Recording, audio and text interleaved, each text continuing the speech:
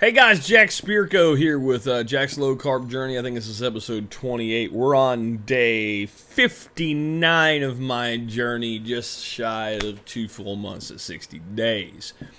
Starting off with my weight loss update. As you guys know, I've kind of fought for the last week in that 218, 219, 218, 219 range.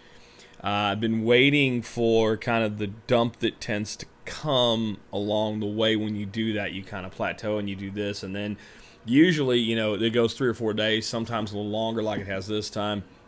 And then instead of coming down like a quarter pound, you can dump like a pound or pound and a half. That's what finally happened for me. I started kind of coming down from the 219 range over the weekend, came down to 218.6, then 218, and then today had my big drop, and I weighed in today at 216.4 pounds. As you can see, I'm kind of happy about that. I have done the last few days on carnivore. I've upped my walking. I'm getting close to 5 miles a day of walking in.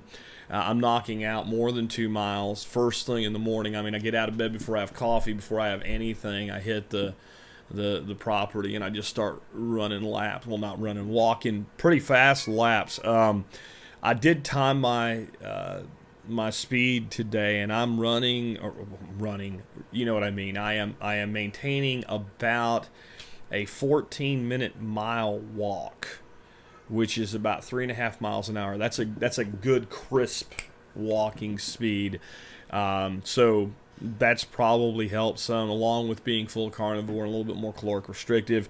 I just wanted to bump myself out of this. I'm going to stay, and I'm not full carnivore. I'm like 90% carnivore this week. I'm going to stay that way through Friday. And then this weekend coming up, I will go back to my typical keto diet. And I think sometimes that helps, and it may have happened anyway. So just giving you an update. But the big news is then that is 12.39, almost 12.4% of my starting body weight, and I have lost 30.6 pounds. So I've crossed that 30-pound barrier, and now I'm closing in. I want to bring that 35-pound barbell plate in here. 35 pounds, man. So that's my goal now. It might take me another week or two to get there, but I'm in striking distance, 4.4 pounds from 35 pounds. Right.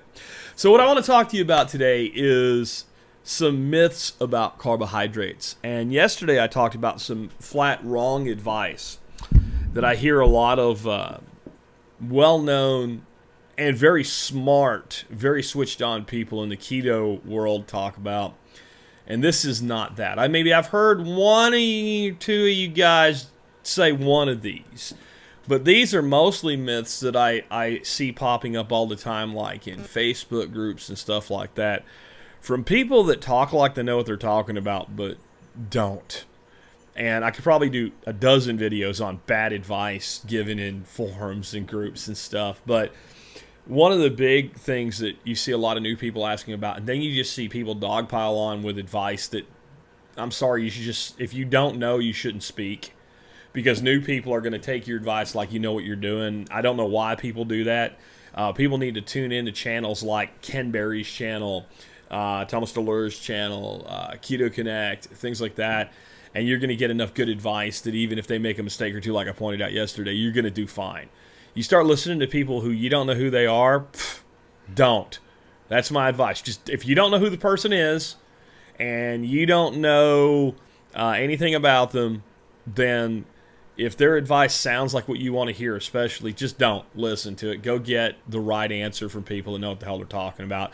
I try to know what I'm talking about, so you can generally trust my advice, but double check even what I tell you.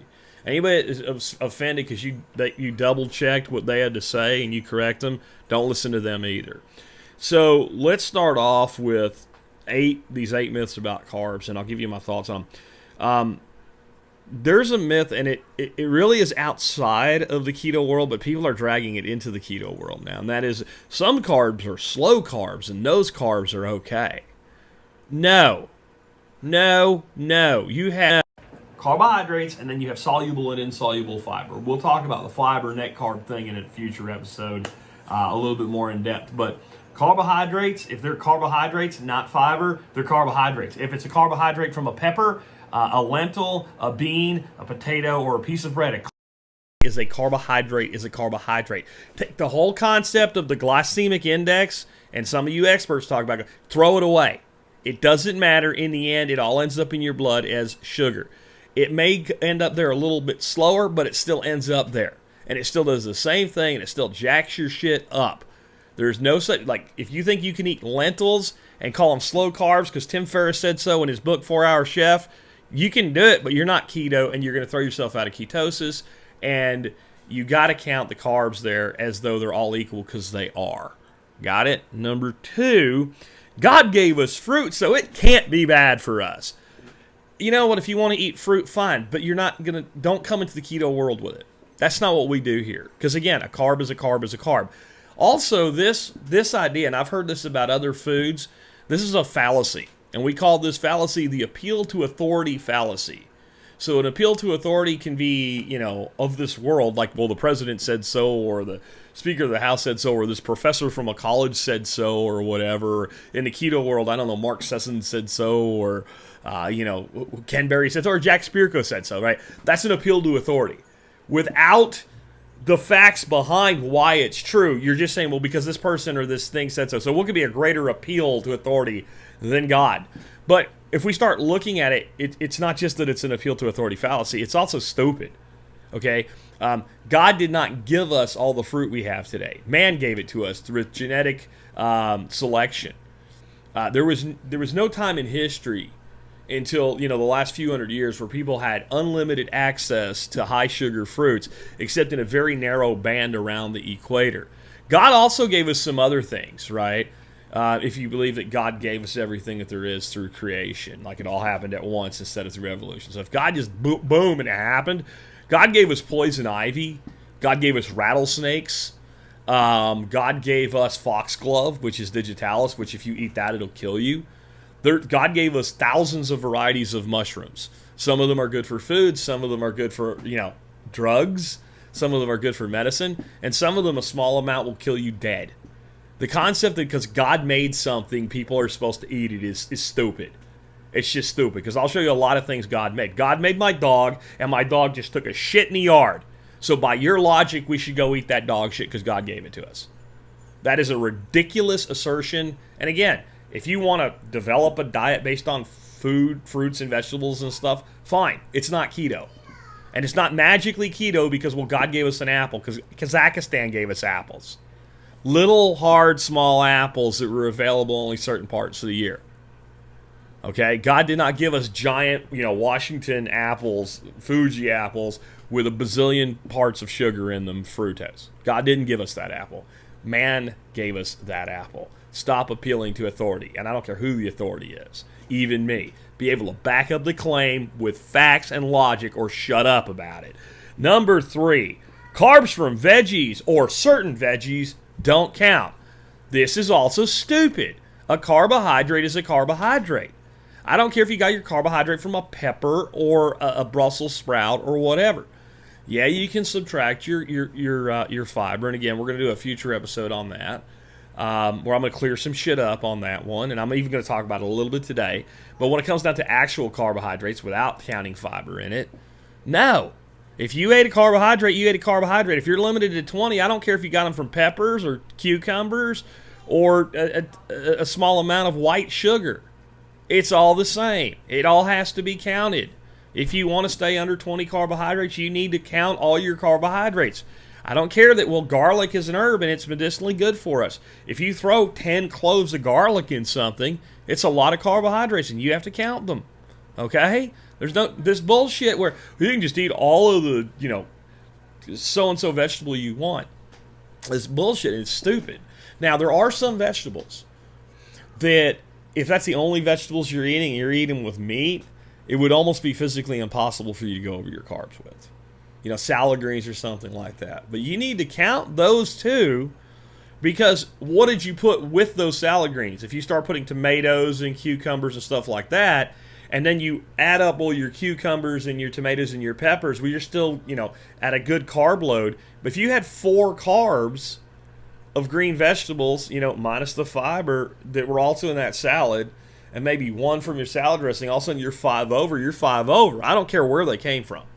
So stop saying stupid shit like that if you're one of the people saying that, because it's just not true. And like I said yesterday, we shouldn't be telling people things that aren't true because we want to believe them. Facts, logic, and reason, and back it up with science, or don't say it. Next up, and this is what I was kind of hinting at a couple times now, you should count fiber as one half of a carb. So if something has 5 carbohydrates, let's say 5 carbohydrates and 2 fiber, instead of saying that's 3 carbohydrates, you should count it as 4, because you should count the fiber as a half, because some of the fiber, the soluble fiber, is digestible. I'm going to save this one for tomorrow because I'm going to go deeper in depth on this, but I'm going to give you the basic understanding here that you need to grasp with this. When these diets were developed, they were developed around net carbs. So when we're restricting to 20 carbs, if we weren't restricting to 20 carbs, if we were going to count the fiber as half, most of you would end up, instead with a carbohydrate limit of about 20, you'd end up somewhere between 27 and 34-ish when you ran a macro calculation. It's already factored in. Okay? Now, if you're allowing yourself 30 carbs, you might want to look at that. But we'll go deeper in that tomorrow. You don't have to do that. Now, again, there's some other concerns there that I will go through with you tomorrow. But in general, on a daily basis, just take the fiber off, use net carbs, stay under 20, and you're good. And stop worrying about shit. People worry way too much in this world. Next up, from time to time, you need a carb-heavy day. I see that all the time in the groups. Well, every 14 days, I just go ahead and eat bread and grain and stuff like that. You don't need a single dietary carbohydrate. Your body is completely capable, with 0 carbohydrate intake, of making all the glucose that it needs if you get adequate protein and sufficient fat. You don't ever need to eat carbohydrates. You may choose to, you may want to, you may decide you want to give yourself a cheat day. And there's, I have a big workshop coming up, and there's a day we're doing a burger bar. And most of the times when I eat a burger, I put it on a salad or something. That day, I'm going to eat a freaking bun. It's probably going to kick me in the ass, too, without doing it for so long. But I'm going to do it that day. But I'm not saying it's because I need it. It's because I'm choosing to cheat that damn day. You don't ever need to consume large amounts of carbohydrates, ever. You don't need to do that. It will throw you out of whack if you've been carb restricted, if you eat too much. And about the only time that a person that's on keto may want to hit the carbs a little bit is when they're training with certain specific types of athletic training. You might want to eat a little more carb than you generally do on a keto diet as a recovery thing, or right before the workout, depending. And that's specialized. And if that's you, you can figure that out for yourself. Normal people that walk, lift a little bit of weights, and live their life and go keto, you don't need it at all. Period. Okay? Especially when you're in weight loss. There's a difference between weight loss and maintenance. Once you're at weight, obviously, you can probably up your daily carb load a little bit. Somewhere in the neighborhood of 30 to 50 carbs for most people without any real adverse effects. And you'll find that when you get there, a lot of you are going to end up a lot of days still down near 20. Because you're going to get used to this way of eating and you're going to like it. And even if you don't gain weight, when you up your carbs too much, you're not going to feel good. Okay?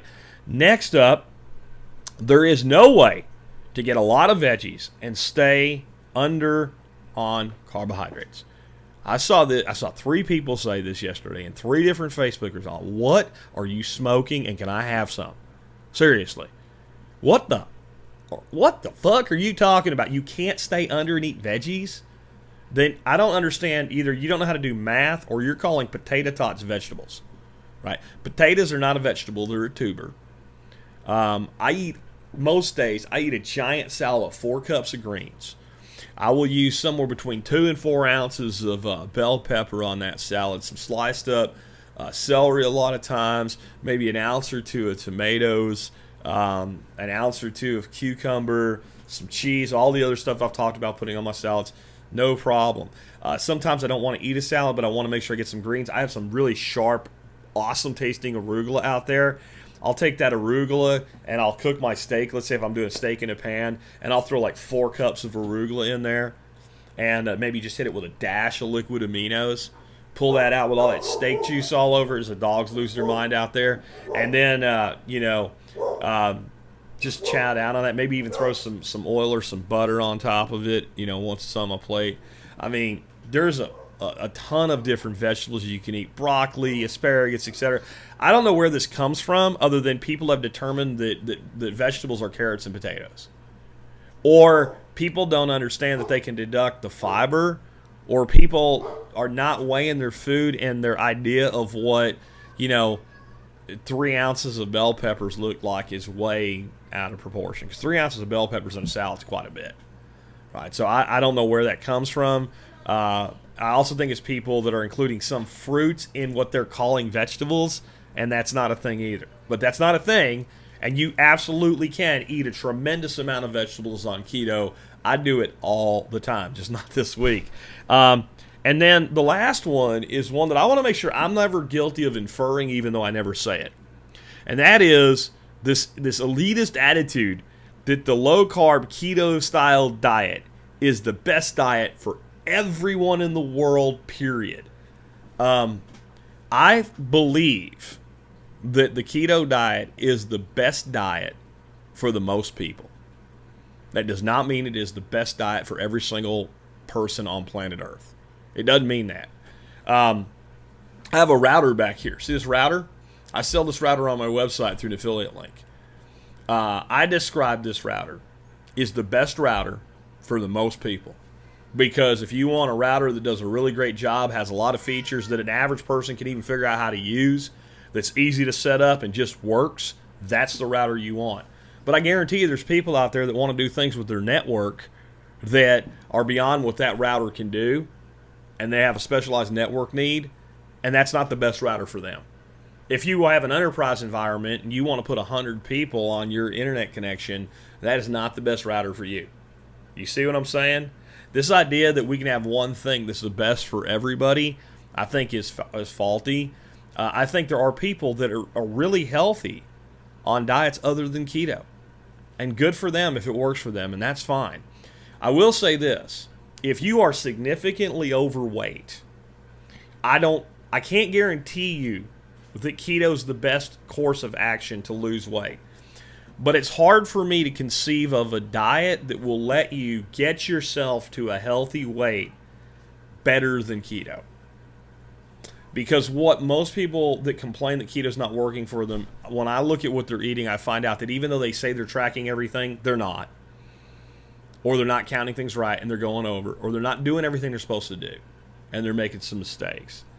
And I think I left one off of this, by the way. There's a ninth. I'm going to give you a bonus one here as an example.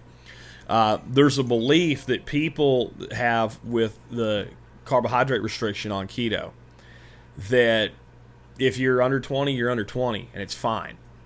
And I've talked about this before, but so here's my number 9 for you today. That just stay under your carbs and you're good.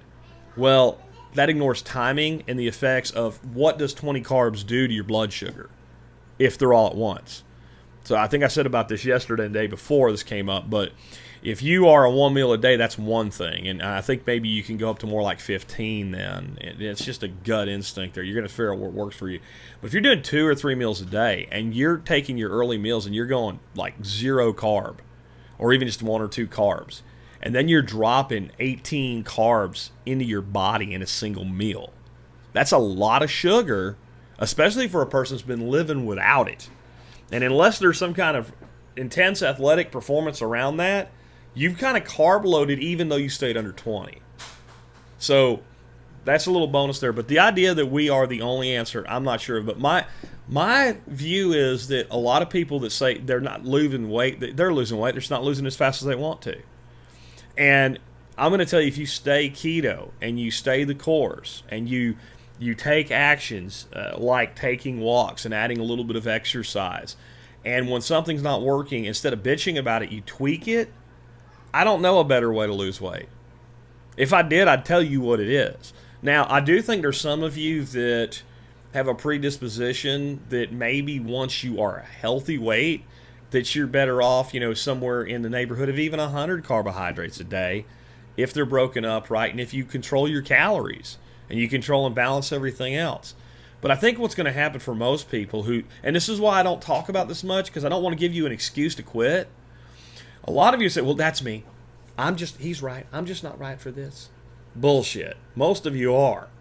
And so what will happen is you'll say, well, I just can't do this. And then you're going to go back to eating the way you are, and all the weight you lost that you said you didn't lose because you're not happy because you only lost 8 pounds in 30 days.